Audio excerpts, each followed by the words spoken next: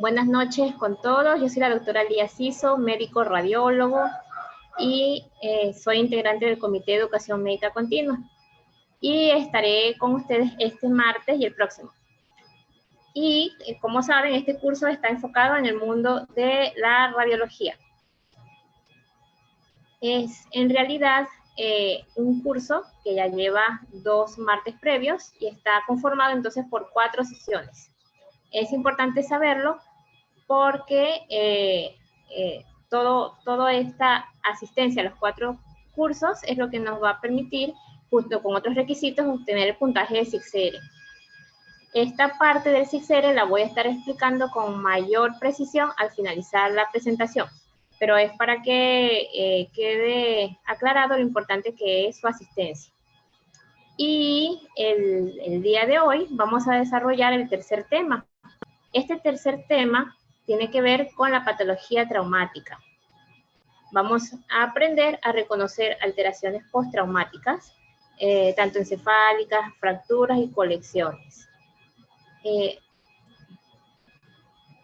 Sin perder de vista que el objetivo de este curso es darle herramientas básicas para saber reconocer desde un nivel de atención nivel 1 y darle al médico general, ya sea de consulta externa o de emergencia, herramientas básicas para poder tener y tomar decisiones terapéuticas o de traslado, de referencia, de forma adecuada y darle un mejor pronóstico a sus pacientes. Les repito, el día de hoy vamos a desarrollar el tercer tema, es de patologías traumáticas, y para eso vamos a tener un invitado. Nuestro invitado del día de hoy es el doctor Jordan Gallardo. Él es médico cirujano, egresado de la Universidad Peruana Los Andes de Huancayo, especialista en radiología por la Universidad Peruana Cayetano Heredia, actualmente trabajando en el Hospital Nacional Cayetano Heredia. El doctor nos va a estar acompañando aproximadamente, hola doctor, nos va a estar acompañando aproximadamente 45-60 minutos desarrollando el tema.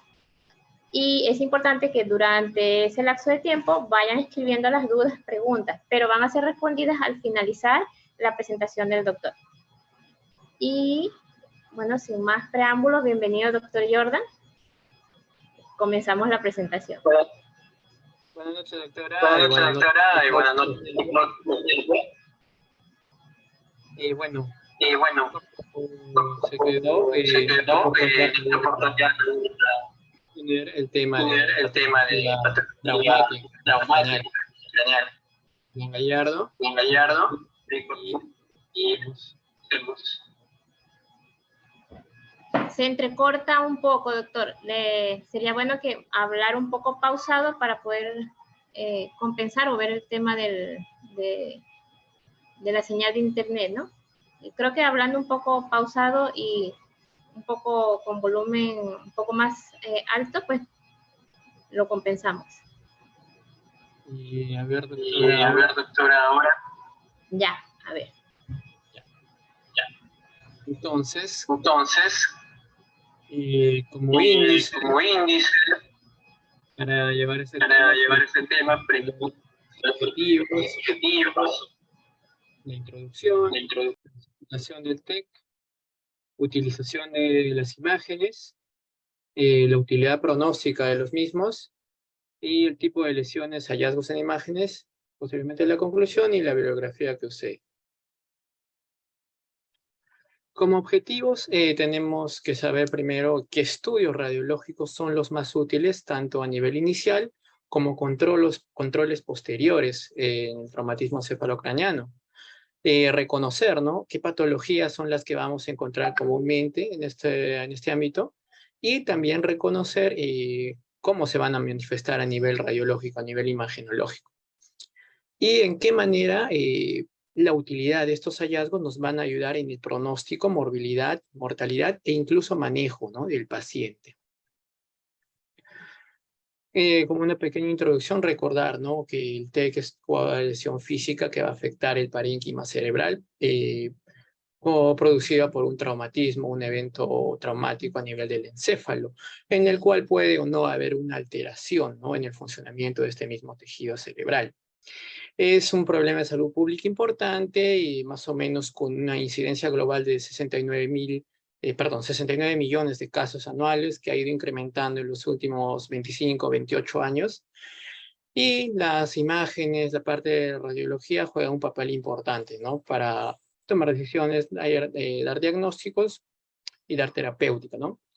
El TEC tiene una clasificación, ¿no? Que es prácticamente un clásico clasificado a través de la escala de coma de Glasgow, en el cual evalúa la respuesta ocular, la respuesta motora y la respuesta verbal, y dependiendo del puntaje que saque, va a clasificarla como un TEC leve, moderado o severo, siendo el leve de 13 a 15 puntos, TEC moderado de 9 a 12 y el severo 8 puntos o menos. Y justamente también recordar, ¿no? Que esta escala de Glasgow tiene una estrecha relación en cuanto más severo sea, menor sea el puntaje, tiene más relación con un mal pronóstico, más morbilidad, más mortalidad en el paciente. En cambio, cuando la puntuación es leve, 13 a 15 puntos, no significa necesariamente que no vaya a haber algún hallazgo en la tomografía o que este paciente vaya a ir bien más adelante. No es una garantía, no hay tanta relación en cuanto a morbilidad y mortalidad como lo hay en un TEC severo. En cuanto a utilización de las imágenes, cuando nosotros vamos a evaluar a los pacientes que llegan con TEC, tenemos que decidir qué imagen vamos a usar. Para ello, el American College of Radiology da criterios, ¿no? En el cual da 10 tipos de variantes que nos va a aconsejar qué pedir, ¿no? ¿Qué estudios serían los más adecuados, los más recomendados? En la variante 1 nos va a mostrar el traumatismo craneoencefálico leve, en el cual no están indicadas las imágenes. Es el paciente que viene, ha recibido un golpe, pero no tiene trastorno de sensorio, no tiene focalización, vómitos, ni náuseas, ni nada, en el cual no se recomienda hacer ninguna imagen, ¿no? Ni siquiera un estudio de rayos X. Recordemos que, como está indicado acá, no es apropiado y su nivel de radiación, aunque es corta, de todas maneras existe. También recordemos de que hay otros estudios, ¿no? Como la tomografía, la resonancia, pero ninguno de estos se recomienda en estos pacientes, ¿no? No es recomendable la parte imaginológica en ellos, la evaluación imaginológica. En la variante 2, en cambio, encontramos un paciente que ya tiene un traumatismo craneoencefálico y que ya es más o menos, tiene un TEC leve por escuela de Goma de Glasgow, y entonces han decidido iniciarle un mayor estudio con imágenes por decisión clínica. ¿Y en qué se basan estas decisiones clínicas, no? Ahorita lo vamos a tocar. Pero lo que se recomienda en estos casos, inicialmente, una tomografía de cabeza sin contraste intravenoso. No una resonancia, no rayos X, sino una tomografía sin contraste de cabeza. Para ello hay criterios, ¿no? En los que se basan. La escala de Goma de Glasgow realmente es muy útil, pero ya cuando un paciente viene con un TEC leve, este mismo documento de la Sociedad Americana de Radiólogos recomienda y se basa en la evaluación de algunos criterios, como sea el criterio de Nueva Orleans y las reglas para tomografía de Canadá, ¿no? En cuanto a criterios de inclusión, ambos estudios están incluyendo generalmente a pacientes, ¿no? Mayores de edad, los criterios de Nueva Orleans, mayores de 18 años, que estos en cuanto a criterios de Orleans también solamente pacientes que tengan una escala de Glasgow de 15 nada más, y que tengan un traumatismo craneano dentro de las 24 horas, en el cual hayan perdido la conciencia, hayan tenido amnesia o hayan tenido desorientación. Esos criterios indican ya que se tiene que dar un paso más adelante con las imágenes, en este caso tomografía. Y también los criterios de Nueva Orleans dicen que no es requerido la evaluación con imágenes si es que no existen algunos de los siguientes síntomas: dolor de cabeza, vómitos, mayores de 60 años, paciente que tenga trastorno sensorio por alcohol o drogadicción, o que tenga el déficit corto de memoria, un trauma visible por encima de la clavícula o convulsiones, ¿no? Presenta cualquiera de estos y ya prácticamente también se recomienda, ¿no? Un estudio de tomografía. En cuanto a las reglas de Canadá, vemos que tiene varios criterios de exclusión, ¿no? Menores de 16 años, justamente porque estos estudios se han hecho en pacientes mayores de 16 años. cuando no hay una historia clara de traumatismo, cuando es obvio el trauma penetrante, prácticamente un cráneo que está hundido o una exposición de masa encefálica, ya tampoco en realidad esto ni siquiera entraría como prácticamente un TEC leve, ¿no? Ya entraría como un TEC grave, no entra en estos criterios. Una lesión focal aguda cuando viene por sí sola también no lo recomienda como lo excluye como criterio. Las funciones vitales cuando están asociados a inestabilidad y un trauma mayor, cuando hay convulsiones, antes de la evaluación en emergencia, cuando hay un desorden de coagulación y cuando el paciente retorna también al departamento, ¿no? Después de haber sido evaluado por el trauma, y pacientes con embarazo, ¿no? En cambio, recomienda a los pacientes que se le evalúe con tomografía cuando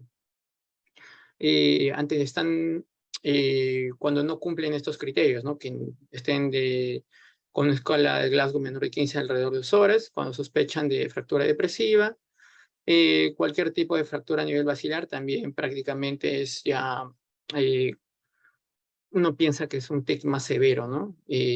Cuando hay algunos hallazgos que hacen sospechar de hemotímpano o ojo de mapache, estos ya prácticamente no los clasifican dentro de una escala de Glasgow. No lo clasifican como un TEC leve, sino prefieren ya mandarlo a otro tipo de estudio. Una edad mayor de 65 años tampoco es lo recomendable. No lo van a requerir, al menos ese estudio sí lo dice, una amnesia con un factor más de 30 minutos. Y dependiendo también del mecanismo, ¿no? Perdón, dependiendo del mecanismo, también van a requerir cuando el paciente ha sido prácticamente atropellado por un vehículo, ha salido volando por un vehículo o ha tenido una caída más de 3 pies, ¿no? Todos estos criterios son los que, si alguno de estos está presente, tanto la baja de, del score del Glasgow por al menos 2 horas, por su injuria, traumatismo de base de cráneo, perdón, también todo va a ir a un TEC inicial. Una variante TRENDS prácticamente indica ya un TEC moderado o grave o una lesión penetrante, como hayas como estudio inicial una tomografía sin contraste. Todo paciente con que tenga un TEC moderado o un TEC grave va a requerir de todas maneras esta evaluación. Es importante porque requiere ver, ¿no? Probablemente este paciente vaya a tener una hemorragia focal intracraneal, intracerebral o extraxial, en el cual se tiene que dar medidas, ¿no? Porque refieren que a partir de los 4.1 mililitros, estos pacientes van a tener 2 veces más riesgo de evolución de que esta hemorragia pueda ir creciendo, ¿no? Así también recalca en este punto de que las lesiones penetrantes prácticamente pocas veces van a llegar al hospital porque son los que más graves se ponen y un 10% no va a llegar a un tratamiento, un 10% va a llegar vivo al tratamiento. Hay también algunos scores que en esto se utilizan cuando este paciente tiene hallazgos no positivos, en los cuales recomiendan, ¿no? Recomiendan que se utilice para determinar más o menos la morbilidad y mortalidad, relacionándose tanto a estos scores de Marshall y como de Rotterdam. A mayor puntaje, mayor, ¿no? Mayor morbilidad, mayor mortalidad, peor pronóstico en los pacientes. Y si observamos, ¿no? El score de Marshall, si es que no hay nada visible en tomografía, prácticamente solamente lo pone como un grado 1.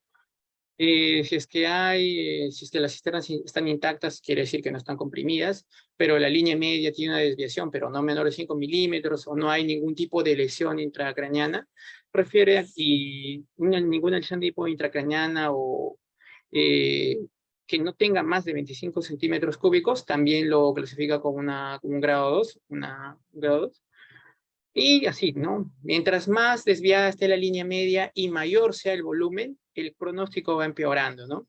Porque vemos ya prácticamente cuando la lesión es mayor de 25 cc, que todavía no ha sido evaluado por cirugía, una alteración, peor son los pronósticos, ¿no? Y también cuando más se desvía la línea media cerebral, también peor es el pronóstico, más de 5 milímetros, también una indicación.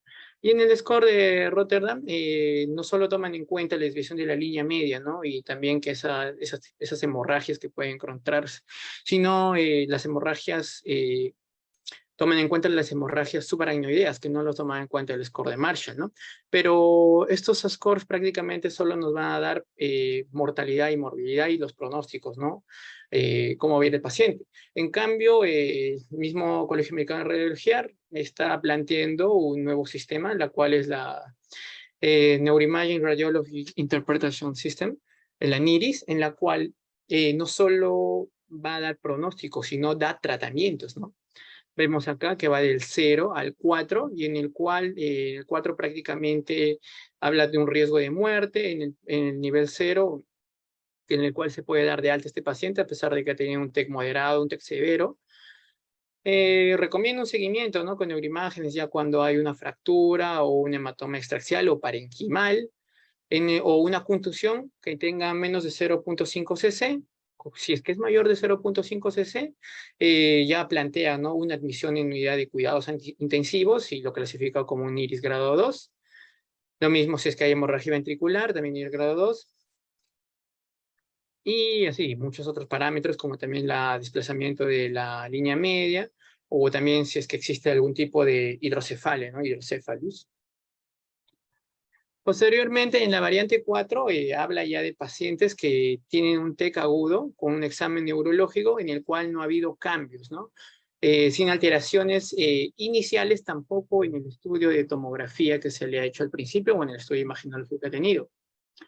Estos estudios generalmente, el primer estudio siempre se debe realizar dentro de las 24 horas, y posteriormente la evaluación, la reevaluación se recomienda dentro de los 7 primeros días, ¿no?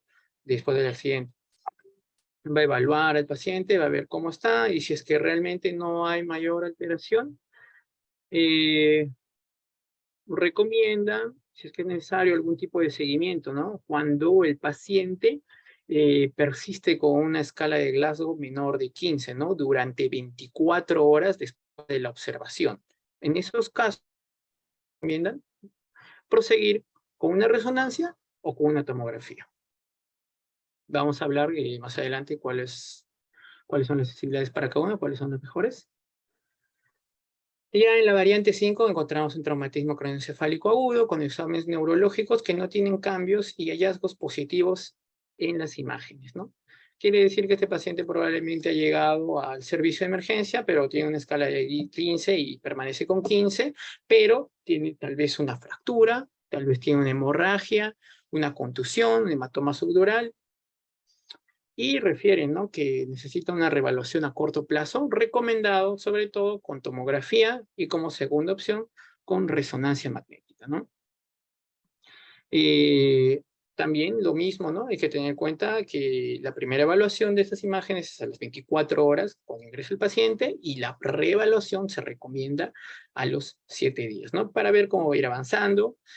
También este punto aclara que todo un volumen de hemorragia intracraneal más de 10 cc puede ir a un mal pronóstico, ¿no? Puede progresar con más posibilidades a una hemorragia mucho mayor, por lo cual se le recomienda, ¿no?, de todas maneras. El traumatismo craneoencefálico agudo con déficit neurológico nuevo o progresivo, quiere decir que este paciente ingresó con 14, supongamos, posteriormente ha ido empeorando, ahora tiene 12 o tiene 10. En esto creo que no cabe más duda, ¿no? Ustedes y todos van a pedirle una tomografía de evaluación, perdón, una imagen de evaluación. ¿Cuál es la mejor imagen? La tomografía sin contraste. La segunda, la más apropiada, la resonancia, también sin contraste. En la variante 7, en traumatismo craneoencefálico subagudo o crónico, con déficit cognitivo, neurológico, que no tiene explicaciones, en el cual no se le encontraba mayor cosa en sus primeras evaluaciones, pero que ya posteriormente ha ido presentando alteraciones, ¿no? Por ejemplo, un paciente que trabaja en una fábrica que se golpea con una caja, con contenido sólido, tornillos, que al principio tal vez un poco desorientado, se le hace su evaluación, la tomografía salió normal dentro de las 24 horas, y vemos que va procediendo normal, pero más adelante empieza a presentar déficit en el habla, después de las 2 semanas, 3 semanas, vemos que no recupera bien el habla, empieza a tartamudear. En ese caso, se recomienda una reevaluación también, porque este ya sería un defecto inexplicable, ¿no? Si en la tomografía inicial no ha habido, se recomienda iniciar con una resonancia magnética en este caso, porque es más sensible para ver algún tipo de lesiones.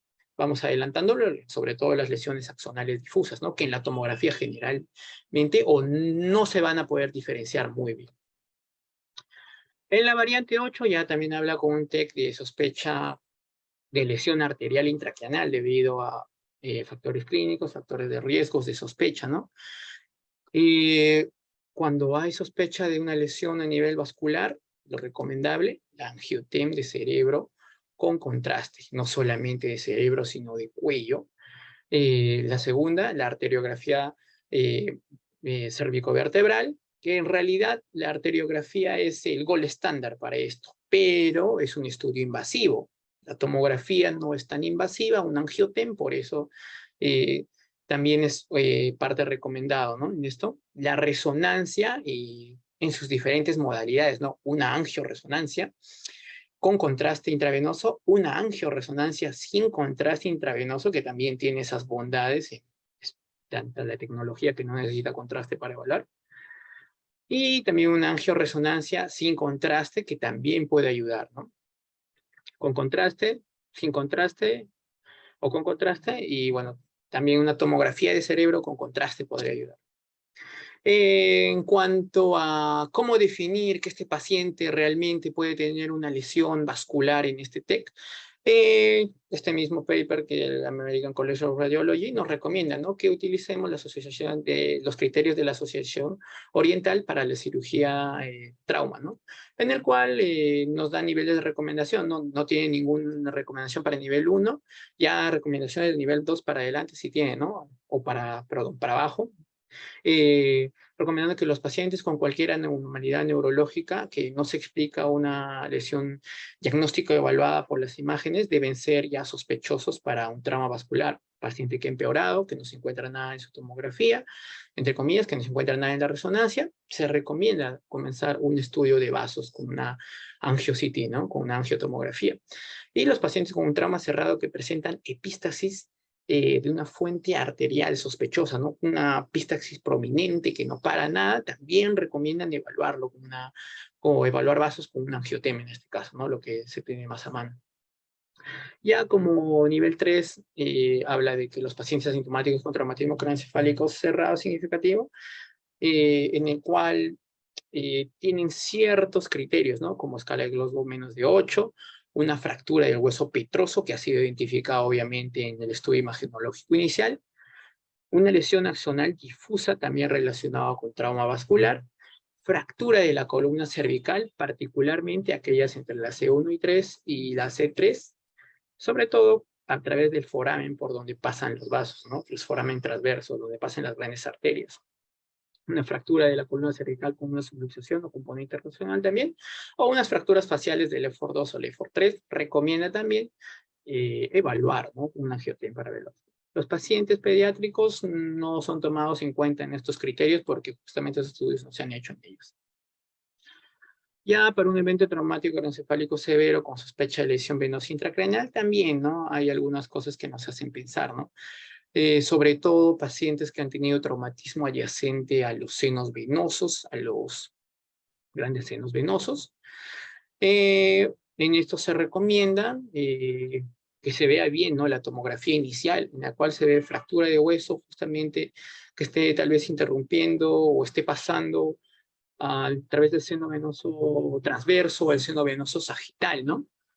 Y en ello se puede recomendar, lo ideal sería una venografía en contraste, ¿no? Una venografía contrastada de cerebro. Puede ser recomendada una resonancia magnética también sin contraste, o una resonancia magnética de cabeza, una venografía con resonancia magnética, o una venografía con o sin contraste, una venografía de contraste, una venografía sin contraste, o una tomografía también sin contraste que podría dar algunos indicios, ¿no? Y ya para como última variante, una sospecha de fuga, ¿no? del líquido cefalorraquídeo, sobre todo para evaluar, ¿no? los defectos de la parte maxilofacial a nivel de hueso temporal, va a hacer sospechar de que hay una fuga cuando el paciente tiene una otorrea, ¿no? Y en el cual se evidencia líquido cefalorraquídeo, o un paciente que tiene fractura a nivel de la base del cráneo, a nivel de altura de la nariz, a nivel de la lámina cribosa también, que hace sospechar, ¿no?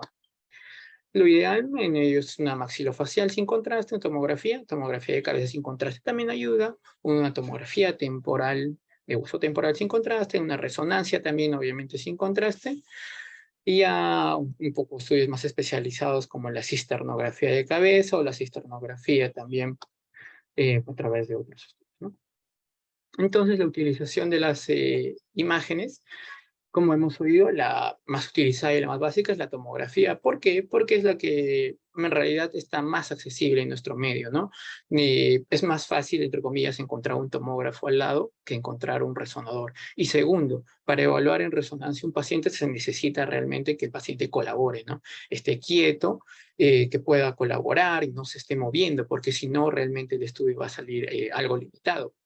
Es más fácil de hacerla, una mayor velocidad, mayor sensibilidad, mayor accesibilidad, recomendación de KC1 también para el tema de grado severo, ¿no?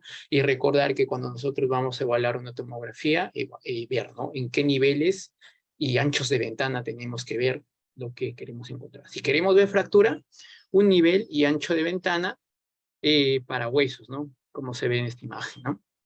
Si es que queremos evaluar las hemorragias intra y extraaxiales, una ventana y ancho de ventana, nivel y ancho de ventana, para ver el parénquima cerebral, ¿no? Que es lo más adecuado. En estas ventanas se evalúa mejor, ¿no?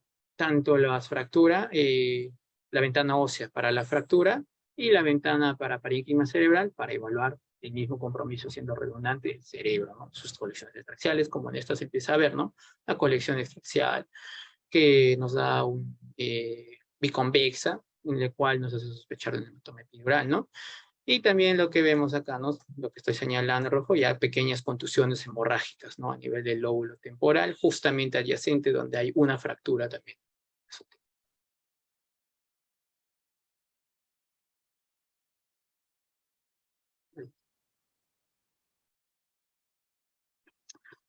Como les decía, la mejor ventana para evaluar las fracturas van a ser obviamente la ventana ósea, y ya para evaluar la parte de las hemorragias, la parte de evaluar la parte tanto de hemorragias intraxiales como traxiales, es la ventana parenquimal.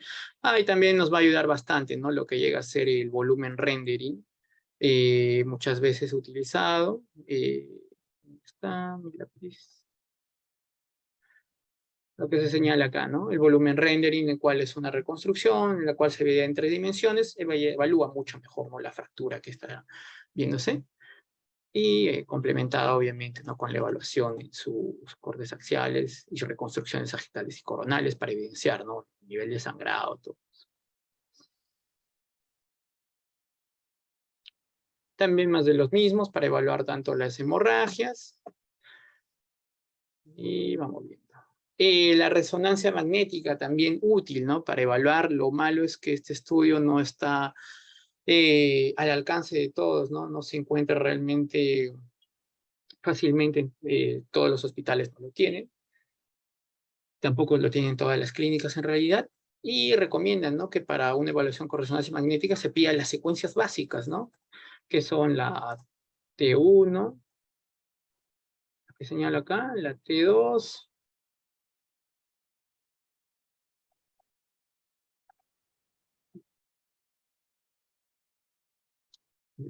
perdón.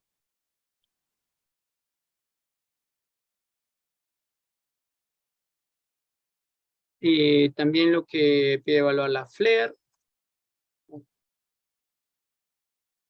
La FLAIR, una secuencia de susceptibilidad magnética, el SWI, o una secuencia de ecogradiente, y una secuencia de difusión, ¿no? Poner a secuencia de difusión. Eso es lo recomendable para evaluar tanto hemorragias y lesiones axonales difusas, ¿no? Lesiones más pequeñas que pueden pasar desapercibidas. Una tomografía.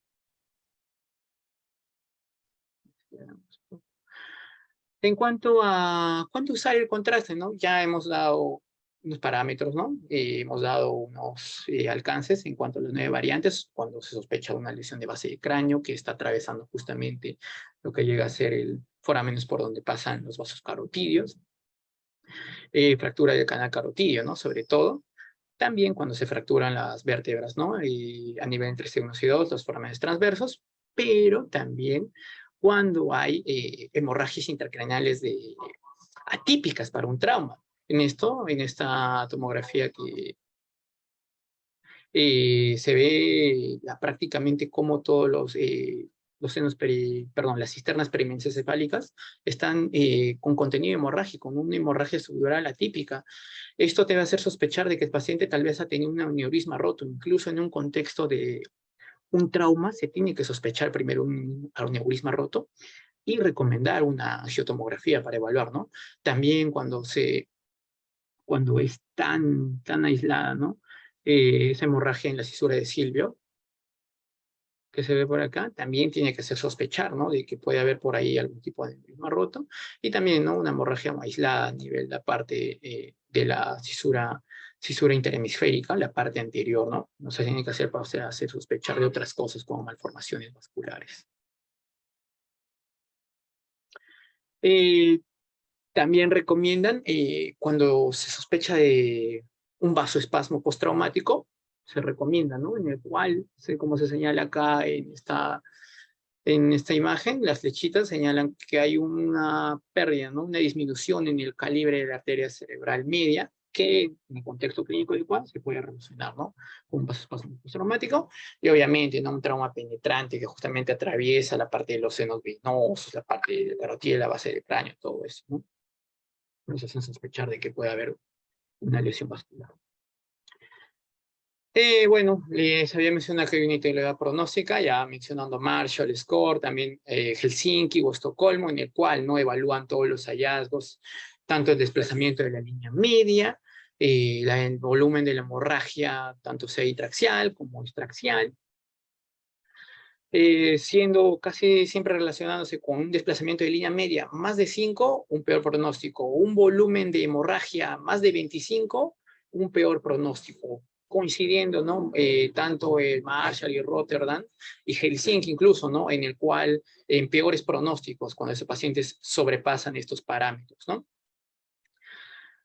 Y bueno, en Estocolmo también toma en cuenta las hemorragias subaracnoideas, ¿no? Y también mide los grosores, ¿no? En cuanto a las convexidades, si mide más de 5 milímetros, el espesor y el grosor en corte axial de la tomografía va empeorando, ¿no? Y cuanto más cisternas y se va relacionando con hemorragia intraventricular, también ocurre un peor pronóstico, ¿no? El desplazamiento de la línea media también lo toma en cuenta, pero ello es en mayor de 10. Bueno, las hemorragias, hay que recordar, ¿no? Que la resonancia va a ser un poco más sensible en cuanto a evaluar, ¿no? Pequeños focos de hemorragia que a veces no se ven en la tomografía, y valga en verdades, en realidad la resonancia va a ser muy sensible, ¿no? Para estas hemorragias, no tanto intraparenquimales, así petequiales como estamos viendo en esta secuencia de resonancia de cogradiente en de dos estrella, en el cual se ven, ¿no? Pequeñas imágenes hipodensas señaladas por fechas que indican hemorragia, ¿no? Y también van a ser muy sensibles, ¿no? Para detectar pequeñas hemorragias extraxiales, ¿no? Como las hemorragias subdurales o las hemorragias epidurales, pero al ser su alcance no tan fácil para todos, se prefiere siempre la tomografía. Y en parte que también ya hay muchos estudios, ¿no? En el cual con la evaluación clínica adecuada realmente va muy bien, ¿no? Este paciente. Los pacientes bien evaluados. La contusión cerebral, ¿no? Los hallazgos en realidad siempre más observados, ¿no? Y esperados en los pacientes cuando van mal, son prácticamente focos hiperdensos que pueden tener edema vasogénico alrededor, que se encuentran a nivel intraxial dentro del parénquima cerebral, ¿no? Como en este ejemplo, ¿no? Se señala a nivel de los lóbulos temporales, hay grandes focos de hemorragia, El primer controla nuestra mano izquierda y el segundo controla la mano derecha, que ahí incrementando, ¿no? Este paciente que empeoró en su escala de Glasgow, bajó, y un control posterior de 24 horas, se ve, ¿no? Se ve que empeoró. Estas lesiones son mucho peores y mucho generalmente tienen a ser más grandes cuando el paciente tiene este tipo de mecanismo, ¿no? De afectación, de golpe. Un golpe y un contragolpe, ¿no? Siempre va a tener que tener cuidado con este mecanismo, porque incluso también puede afectar el mesencéfalo, ¿no? Y el pedúnculo, cuando pueden impactar sobre la incisura temporal, pueden causar también hemorragias. Si queremos nosotros evaluar ya un paso más adelante por resonancia magnética, vamos a tener en cuenta, ¿no? De que conforme se vaya haciendo más crónico este hallazgo, conforme sea más antiguo, las densidades, las intensidades, perdón, en la resonancia van a ir cambiando. Quiere decir, por decir en palabras simples, va a ser más brillante o menos brillante. Más hiperintenso, más brillante. Más hipointenso, menos brillante. Cuando son inmediatos, son muy agudos, vemos acá que en la secuencia T1 va a mostrar una mediana hipodensidad, y en la T2 va a mostrar va a tender a ser un poco más hipertenso, ¿no? Conforme va pasando 1 o 2 días, va a ser más hipodenso en la T2, va a ser medianamente hipointenso, perdón, en la T1, hipointenso en la T2, y conforme se hace más crónico, ¿no? Ya cuando se hace muy crónico, cuando la hemoglobina se ha degenerado totalmente en hemosiderina, tanto en la ponderada por T1 como en el T2, se van a ver hipointensos, ¿no?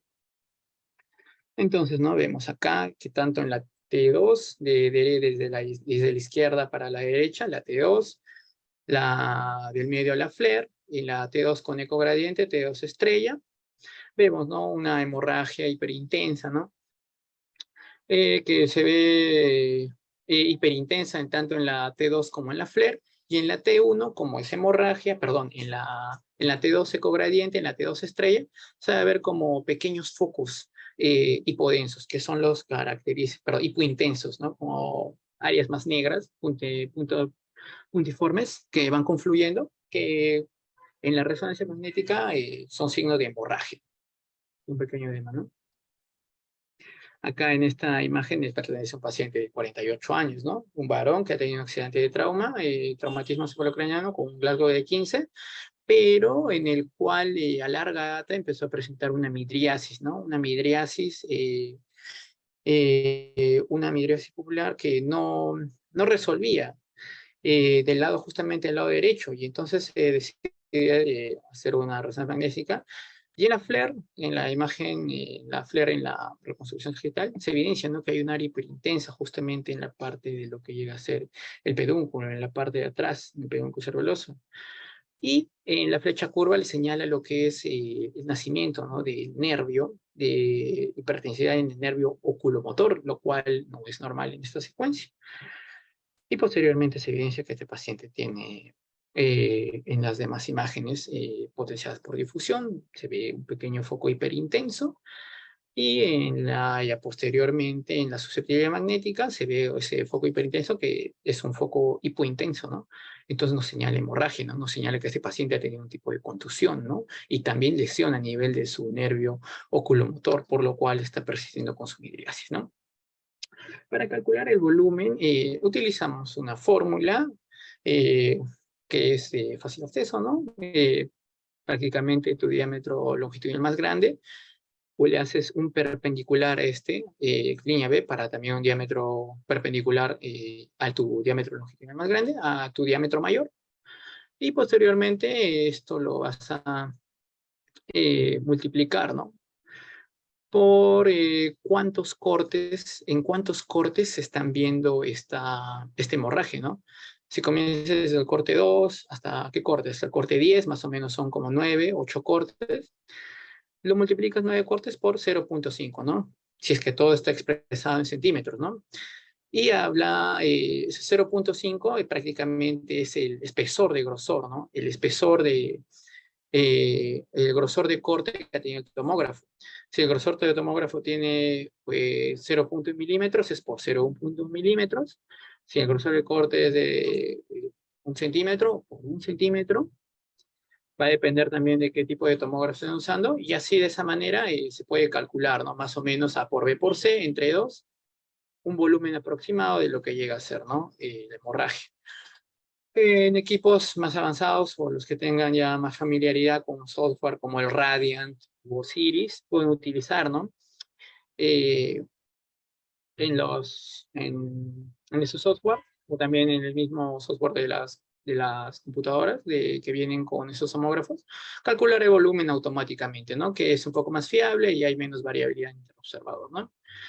Bueno, las fracturas de cráneo, ¿no? Es básico evaluarlas con una tomografía en la ventana ósea siempre, ¿no? Siempre, siempre. Recordar y tener especial cuidado, ¿no? Cuando estos van atravesando los senos venosos, como por ejemplo en estas imágenes, ¿no? En lo que llega a ser la reconstrucción axial, perdón, lo que llega a ser el volumen, la reconstrucción coronal, vamos a ver, ¿no? Que esa pequeña flecha roja está viendo cómo el seno venoso está comprometido, ¿no? Tiene un defecto de llenado que se manifiesta mejor ya en la parte de la venografía o tomografía. A ver, voy a anotarlo. Ese nivel.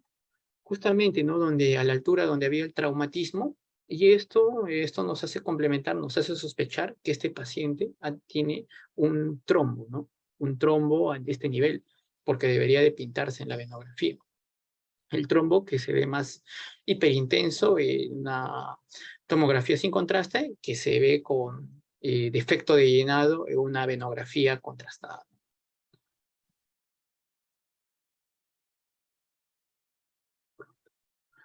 Entonces, otra cosa que nos va a permitir evaluar la tomografía es un hematoma epidural, la clásica forma, ¿no? Biconvexa, la de la embarazada que le dicen, generalmente relacionado con fracturas adyacentes, hasta en un 90-95% de los casos. Es una hemorragia que se va a dar entre la parte de la tabla interna de lo que llega a ser los huesos de la bóveda del cráneo y la parte de lo que llega a ser la dura madre, pero la más externa, la dura madre parietal, ¿no? Como se señala en las imágenes, el gráfico. Y como se dan cuenta, eh, tiene un reborde que no llega a pasar las suturas, ¿no? Quiere decir que toda la hemorragia que se acumula a estos niveles no va a llegar a pasar la sutura. Lo cual tiene que tomarse en cuenta, ya que muchas veces nosotros vamos a encontrar hemorragia epidural y subdural juntas. La subdural sí va a atravesar las suturas, pero la epidural no. Muchas veces van a ser mixtas, ¿no? Y así se van a determinar, ¿no? Al final y al cabo, en realidad, lo más importante son los volúmenes y cómo va el pronóstico del paciente, pero de todas maneras recordar siempre, ¿no? La epidural no va a atravesar las suturas, la subdural sí lo va a hacer, ¿no? Y también tener en cuenta, muy en cuenta, de que las hemorragias cuando son agudas, no todas las agudas van a presentarse realmente hiperintensas siempre, sino muchas veces van a ser mixtas, como se señala en este ejemplo, ¿no? Como la flecha señala, la flecha recta. Mixtas, eso indica agudeza. Hiperintensa también indica agudeza. Pero ¿qué pasa si es que encuentro una que es más hipodensa? Si es más hipodensa, incluso no podemos también decir que no es una aguda, porque tenemos que ver que este paciente tal vez es anémico. Si es que es anémico con una hemoglobina menor de 8, este paciente puede presentar un sangrado que no es tan hiperintenso o no presenta estas áreas mixtas, ¿no? Obviamente esto es más atípico, ¿no? Y conforme va envejeciendo este sangrado, se va haciendo más hipodenso, ¿no?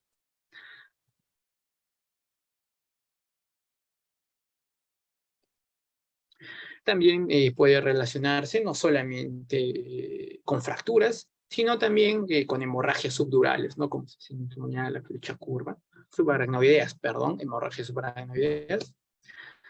Y como les decía, que puede haber una combinación de ambas, ¿no? Tanto de subdural como de epidural. A esto se le conoce como el signo de la coma, ¿no? En el cual veo una parte biconvexa, pero también veo una parte en forma de semiluna, ¿no? Las colitas que van en los extremos, que en esta se señala que está coexistiendo un hematoma epidural y un hematoma subdural, ¿no? Obviamente calculamos el volumen. En la resonancia vamos a ver que en la T1, en la fase aguda, vamos a ver que es más intensa con respecto al parénquima cerebral, y en la T2 se ve un poco más hiperintenso, ¿no? O también puede ser hipointenso. Conforme va envejeciendo, va cambiando de intensidades. Cuando es subagudo o un crónico temprano, va a ser más hiperintenso, ¿no? En la T1, y cuando es ya una hipointensidad más tardía, ¿no? Más crónica, más hiperintenso en la T2, ¿no? Un hematoma subdural, la clásica forma del plátano, ¿no? Que se ubica entre esta colección, esta hemorragia entre la dura y la aracnoides, ¿no? Ellos sí pueden sobrepasar las suturas, pero no van a sobrepasar lo que llega a ser las reflexiones, ¿no? A nivel de la línea media o del tentorio. Ahí no van a poder atravesarlas. Antes de que me olviden, recordar que estas hemorragias epidurales pueden llegar a atravesar las suturas en ocasiones cuando hay una diastasis de las suturas, diastasis de esas articulaciones entre hueso frontal, hueso parietal, hueso temporal, o hueso frontal, hueso occipital, hueso temporal, ¿no? Cuando se abre mucho o cuando es muy grande la hemorragia, sí va a atravesar las suturas. Para recordar eso. Lo mismo con las hemorragias subdurales. Pueden presentarse también mixtas al principio, muy hiperdensas al principio en la tomografía. Generalmente la mixta y la hiperintensa señalan agudeza y señalan, la mixta señala que hay un resangrado activo, ¿no? Sobre todo cuando hay un control posterior o cuando la, eh, el Glasgow del paciente ha bajado, ¿no? Si nosotros vemos una colección subdural mixta, hay que pensar que este paciente está resangrando, ¿no? También tener en cuenta que no van a ser siempre hiperintensas las agudas, porque al momento del traumatismo no solamente se lesionan los vasos, ¿no? Los vasos corticales, que es lo que generalmente ocasiona sangrado en ellos, sino que también las meninges, y las meninges también vierten en su lesión líquido cefalorraquídeo en la composición del mismo, por lo cual también las densidades van a variar. Hay que tener en cuenta todo eso, ¿no? Lo mismo también los pacientes anémicos no van a presentar las mismas densidades que un paciente que no es anémico. Ya les dije ya, van a ser incluso eh, isodenso con respecto al parénquima cerebral en algunas ocasiones. Cuando se hace más crónico, estos pacientes tienen, o subagudos, estos pacientes tienen posibilidades de hacer tabiques. Estos tabiques son friables y al momento de hacer un movimiento brusco en este paciente se puede desgarrar. Ese tabique se puede lesionar, se puede lacerar y puede ocasionar un nuevo sangrado en los pacientes, conllevando nuevos síntomas en los pacientes. Recordar que este signo también, ¿no? Importante, que le llaman el efecto hematocrito, en el cual lo relacionan también con resangrados agudos, o también con pacientes que toman anticoagulantes, ¿no? También tener en cuenta en ellos se puede evidenciar esta imagen, ¿no? Un nivel hiperdenso en la base y un nivel hipodenso en la parte más superior. Ya en la resonancia magnética vamos a ver que en la T1 puede ser hiperdenso levemente y en la T2 más hipointenso, ¿no? Y ya cuando es más agudo se hace un poco más hipointenso, tanto en la T1 como en la T2. Recordar sobre todo en la fase crónica, ¿no? En la fase crónica que va a presentar tabiques, o en la fase subaguda, ¿no? También que va a presentar tabiques, los cuales se pueden hacer friables. Básicamente eso. También, ¿no? Lo mismo para ver, ¿no? En la fase crónica cómo se van haciendo más isointensos en la secuencia T1. Posteriormente, ya también con la T2 van a presentar una densidad similar al líquido cefalorraquídeo, ¿no? Una intensidad, perdón, si llegan a ser más hiperintensos, ¿no? Y en la FLAIR puede ser más variable, ¿no? Los higromas subdurales es prácticamente la acumulación de líquido cefalorraquídeo en el espacio subdural. Se ven como áreas, ¿no? Como se ven acá en las flechas, colecciones hipodensas de una densidad similar al líquido cefalorraquídeo que vemos en los ventrículos. Hay que diferenciarlas muy bien de lo que llega a ser el envejecimiento cerebral en el pronunciamiento de surcos sobre todo a nivel frontal, bifrontal. ¿Cómo lo diferenciamos? Bueno, generalmente al ser una acumulación de líquido cefalorraquídeo va a desplazar las venas corticales un poco más dentro del cerebro, más pegado al parénquima, como se ve en las flechas, ¿no? Que se señala en la imagen. Y así se diferencian generalmente de un envejecimiento, ¿no? De un cerebro viejo, un cerebro atrófico, que puede ser por otras enfermedades, no solamente por la vejez.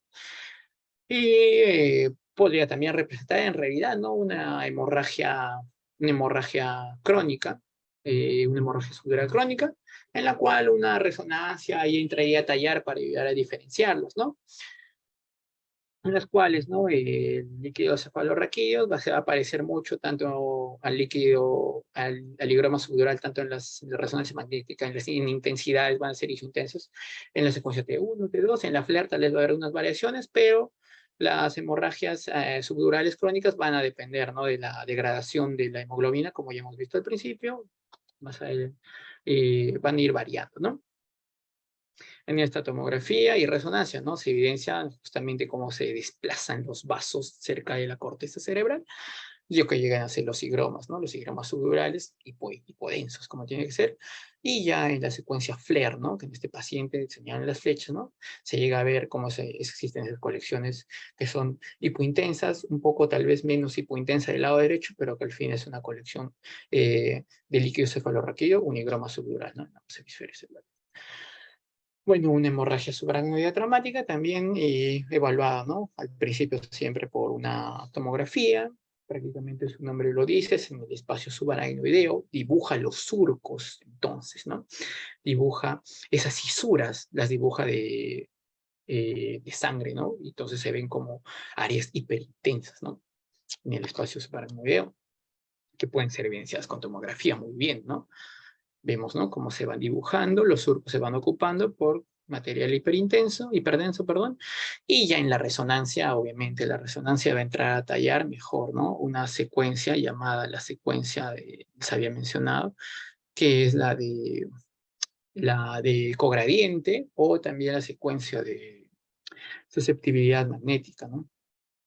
Hay que tener en cuenta también que estos pacientes se pueden evidenciar en las secuencias de la FLAIR o la T2, áreas hiperintensas, ¿no? Hiperintensas, sobre todo en la FLAIR, a nivel de los surcos y fisuras, ¿no? Y en las secuencias de cogradiente, que está a la mano derecha, se evidencian como áreas hipointensas a nivel de los surcos, ¿no? Prácticamente hipointensas, ¿no? Lo que señala la flecha, ¿no? Como esos puntos negros se ocupan, por decirlo así, ¿no? La hemorragia intraventricular, en cambio, también, ¿no? Se va a evaluar, se puede evaluar por resonancia, por tomografía, pero se puede ver fácilmente por tomografía. También contenido hiperintenso dentro de lo que llega a ser un ventrículo. Tener en cuenta y tener mucho cuidado porque algunas veces he oído que a los plexos coroideos, ¿no? Lo que voy a señalar ahora, esas que están calcificadas lo confunden a veces con hemorragia, ¿no? Tener en cuenta que eso es fisiológico, ¿no? No significa realmente hemorragias. Solo para hacer énfasis en ese punto. Y bueno, la lesión axonal difusa, que es prácticamente una lesión por cizallamiento, ¿no? En el cual se va a lesionar la neurona y prácticamente afecta, ¿no? La sustancia blanca a nivel justamente de la unión con la sustancia gris, ¡plac! Hay un mismo, ¿no? Mecanismo de choque y contrachoque que va a hacer que se lesionen estas neuronas y el que realmente no va a ser bien evaluado, ¿no? A veces por la tomografía, aunque también se pueden ver signos, ¿no? Lo ideal es verlo con resonancia magnética. Los lugares que generalmente se van a afectar en esos pacientes postraumáticos son lóbulos frontales, el cuerpo calloso, ¿no? A nivel de su esplenio, también la cápsula interna, los mesencéfalos y protuberancias, ¿no? Incluso señalan que cuando hay hemorragias perimesencefálicas subaracnoideas, nosotros, en el caso de que el paciente tenga un déficit o empeore en su escala de Glasgow conforme va a la hospitalización, sospechemos ya de una lesión axonal difusa, ¿no? Ahí podríamos recomendar una resonancia, ¿no? Una resonancia por su mejor evaluación. Una tomografía también puede mostrar estas lesiones axonales difusas hemorrágicas como pequeños puntos hiperdensos, ¿no? Que pueden confundirse con contusión hemorrágica, se pueden confundir en realidad, pero también se puede manifestar de esta manera lo que llega a ser, ¿no? Las lesiones axonales difusas, ¿no? Cerebro. En la resonancia, que es mucho mejor la evaluación en la parte En la FLAIR que vemos a nuestra mano izquierda, se van a evaluar, ¿no? Como áreas hiperintensas a nivel de profunda, justamente donde está la parte de la sustancia gris, sustancia blanca, a ese mismo nivel. Y ya conforme va evaluando con posteriores secuencias, como está la que sigue después de la FLAIR para la mano derecha, para nuestra mano derecha, se señala que en la parte del espleño, en la flecha curva, hay una área de hemorragia, ¿no? Que son prácticamente artefactos de floración, ¿no? Que en la T2 ecogradiente, T2 estrella, de la secuencia de ecogradiente, se muestra la hemorragia como áreas hipointensas, ¿no? Y bueno, otras áreas hemorrágicas también señalado con las flechas abiertas. La otra secuencia después de la T2 gradiente, la que se muestra, es la de susceptibilidad magnética, que es mejor para ver las hemorragias, en la cual ya se define, ¿no? Mucho mejor, ¿no? Tanto a nivel de lo que llega a ser de hemorragia, a nivel de lo que llega a ser la parte del cuerpo calloso. Y ya también las secuencias por difusión van a restringir, ¿no? Van a restringirlas mostrándose de manera hiperintensa, ¿no? Mostrándose más brillantes, señaladas por las flechas, ¿no? También recordar que le dan grados, ¿no? Grado 1, grado 2 y grado 3, siendo el grado 1 cuando están afectados solamente dos hemisferios, grado 2 cuando el cuerpo calloso está afectado, y grado 3 cuando ya el tronco encefálico ha sido afectado con selección axonal difusa. Estos hallazgos también, cuanto mayor volumen presente, nos van a llevar a encontrar, estos hallazgos, otros hallazgos que podemos encontrar son el edema cerebral difuso y las lesiones vasculares. El edema cerebral difuso, cuando un paciente tiene un golpe, se puede crear una zona de necrosis en la de contusión en la cual hay necrosis. Esto va a resultar en una alta osmolaridad, se va a jalar agua, y con lo mismo va a empezar a hincharse, ¿no? Va a producir un edema citotóxico, y un edema citotóxico y a la vez va a activar canales iónicos de muerte celular, lo que posteriormente va a llevar a un edema vasogénico, lo que posteriormente lleva a un edema cerebral difuso, ¿no? Y las lesiones vasculares que ya íbamos tratando, ¿no? En el cual generalmente se sospecha cuando hay lesiones de la base del cráneo a nivel del paso de las carótidas, justamente, o a nivel también de los senos venosos, ¿no? Cuando hay las fracturas en los niveles, una vez más se muestra acá en la parte de la vértebra cervical, la C2, cómo se ha fracturado, ¿no? El agujero transverso. Y se ve, ¿no? En la reconstrucción sagital como hay un defecto en el angiotem, ¿no? No pasa el contraste, lo cual señala que hay un trauma, ¿no? Y también la resonancia magnética, ¿no? Que puede mostrar, ¿no? Áreas hiperintensas en esta T2, secuencia T2, lo que señala la flecha acá, se ve más hiperintensa en este lado, justamente donde está la fractura, y si lo comparamos con su contralateral, se tendría que ver más hipointenso, ¿no? Esto también señala, ¿no? De que acá hay una alteración, no hay un pase no hay un flujo adecuado del contraste, no hay un flujo adecuado de la sangre, perdón, de la sangre a través de estas arterias, ¿no? Y básicamente eso, ¿no?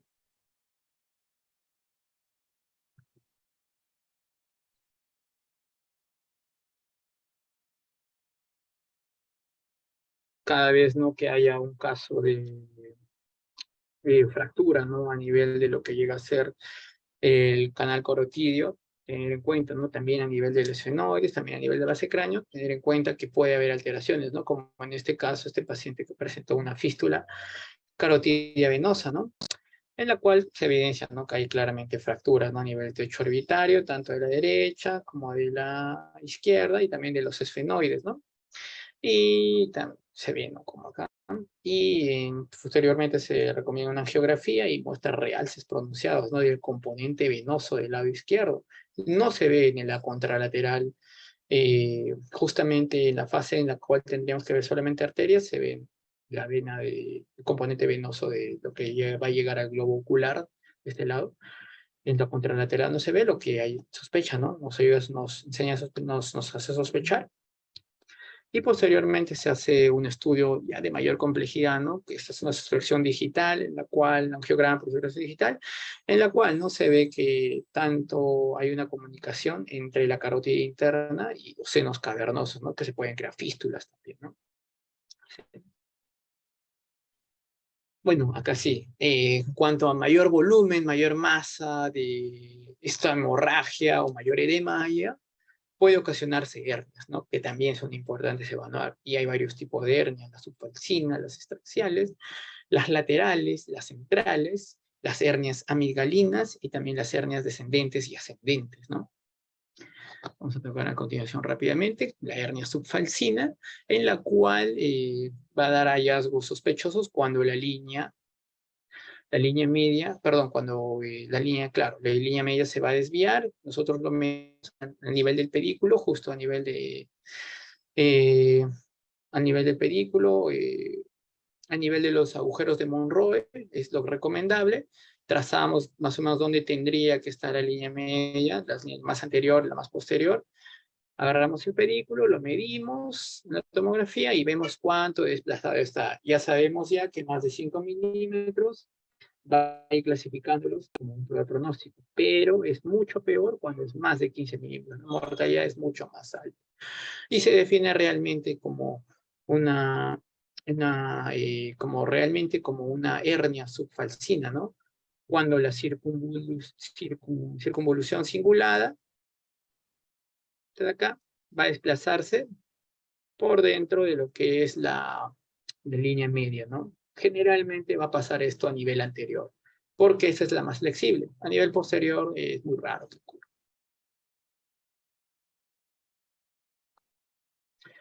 También existen las hernias transtentoriales descendentes, que son las segundas más comunes. Las primeras más comunes son las hernias subfalcinas.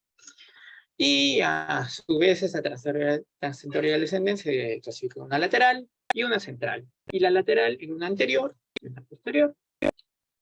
Entonces, ¿qué es lo que va a evaluar, no?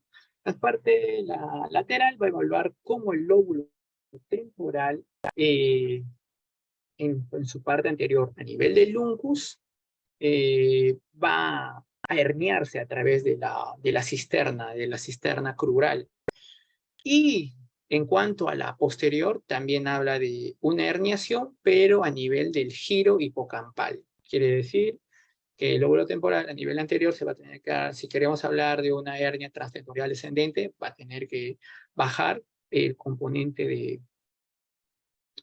del uncus a través de la cisterna crural, y cuando queremos hablar del componente posterior, tenemos que hablar del giro hipocampal, que va a bajar también, ¿no? Va a descender a través de la incisura tentorial.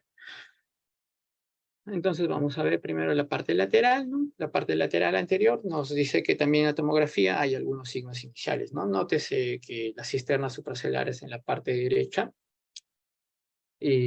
perdón, en nuestra mano izquierda, se evidencia, ¿no? Como tendría que ver, como un polígono, ¿no? Hipointenso, ocupado por sus vasos y venas, y líquido cefalorraquídeo. Pero ¿qué pasa cuando hay una hernia lateral anterior? Esto se borra. Es uno de los primeros signos que vamos a ver, ¿no? Empieza a bajar el músculo. Otros signos que vamos a ver, conforme avanza la hernia, vamos a ver cómo se va abriendo la cisterna perimesencefálica, justamente del lado que se va a herniar, en este caso la flecha apunta al lado izquierdo del paciente, y vamos viendo cómo se va abriendo, cómo se va deformando también, ¿no? El mesencéfalo, cómo se va obliterando, va desplazándose, y también cómo se va dilatando, ¿no? El sistema ventricular hasta la asta temporal señalada en asterisco, cómo se va dilatando. En la imagen de nuestra derecha ya se ve, ¿no? Cómo se ha herniado totalmente, ha descendido, ha deformado prácticamente el mesencéfalo, y eso es, ¿no? Lo que es la herniación lateral anterior descendente, ¿no? La lateral posterior, en el cual va a bajar el gyrus hipocampal, nos va a mostrar también, ¿no? Una alteración en la forma del tronco. El tronco encefálico se va a alterar. Se va a ir desplazando poco a poco, ¿no? Va a haber un desplazamiento del tronco, y con esto mismo también puede afectar, ¿no? El tercer par craneal o también la arteria cerebral posterior, ¿no? Pues son diferentes síntomas. En este paciente no estamos viendo cómo se está desplazando. La flecha curva está señalando la rotación del mesencéfalo a la izquierda y la punta de la flecha nos señala, ¿no? Como la placa cuadrigeminal también se va desplazando, ¿no? Obviamente hay una obliteración de las cisternas que tendría que verse normalmente y una dilatación, ¿no? Lo que son los ventrículos, las astas posteriores.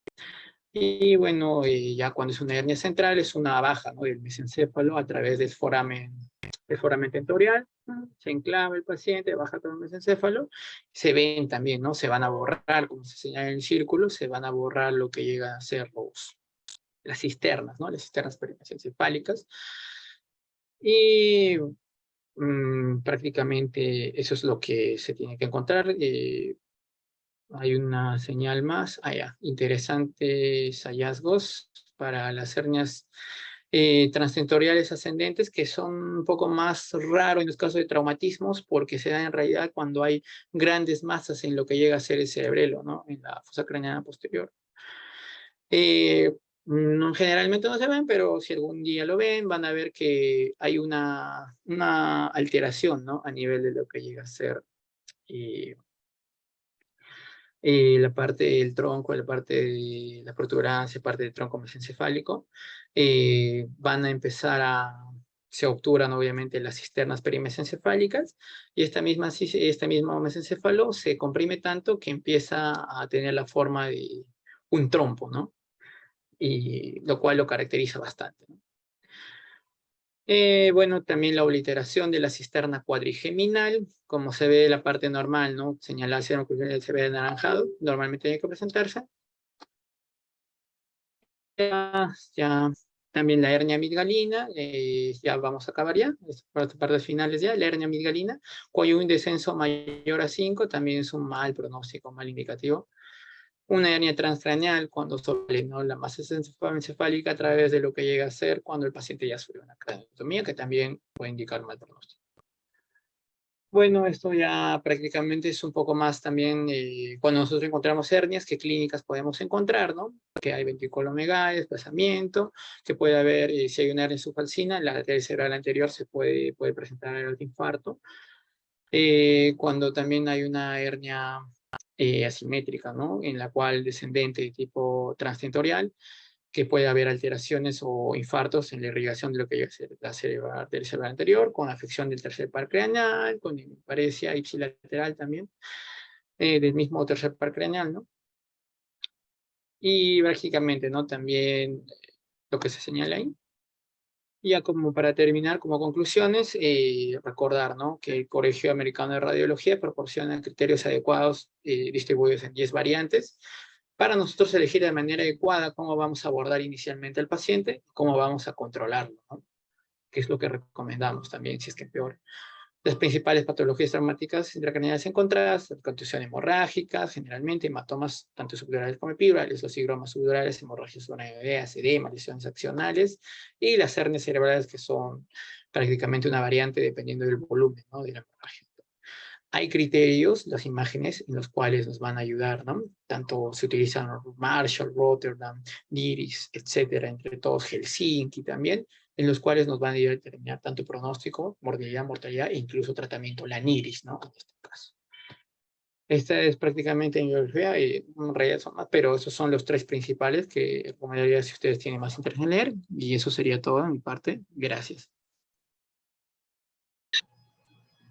Muchas gracias, doctor. Fue bastante amplio y detallado la parte de patología traumática. De verdad que muchas gracias. Un tema que es muy promórfico, tiene muchas expresiones, ¿no? Y que también depende del mecanismo de, del traumatismo, de todas las implicaciones. Hay algunas imágenes que son impresionantes, ¿no? Como las hernias, son bastante impresionantes. Y bueno, yo quería agradecer a todos también los participantes por su tiempo y quería brevemente dar una explicación acerca del curso en sí. Doctor, si puede dejar de presentar un momento la pantalla, voy a presentar yo un poco de la información del curso. Ya, se dejó de compartir. Ajá, genial. A ver. Para resumir, recuerden que los requisitos para el puntaje del SIGCERE, pues asistir a las conferencias, recordar que las conferencias a las conferencias solo se accede por la zona virtual del CMP con su registro de su usuario. En base a eso, pues el CMP registra, verifica pues la asistencia. Y que el curso cuenta con resolución del SIGCERE y que tiene un puntaje de un punto para la recertificación médica. Y también cuenta con el auspicio del Comité Ejecutivo Nacional, con la resolución correspondiente. También es importante recordar que hay un examen final, el cual se va a habilitar en el propio entorno del aula virtual. Cuando llegue el momento, es decir, la semana que viene, luego de que se dé la última presentación, se habilitará el link para el examen y solo los aprobados van a recibir en su correo electrónico el código con el código de pago. Para obtener el certificado digital tiene un costo y el certificado digital. Recuerden que el curso en sí no tiene un costo, han podido ingresar todos los presentes sin ningún costo, pero para el certificado digital, el cual es la constancia también del puntaje, eso sí tiene un costo. Y existe un correo, el correo que tienen en la presentación, es básicamente para hacer sugerencias de las actividades, pueden colocar allí sus opiniones, incluso si tienen casos importantes en sus hospitales o trabajos y a los cuales quisieran hacer un tipo de revisión bibliográfica y presentarlo, también pueden hacernos llegar sus comentarios, sus experiencias y propuestas a ese correo.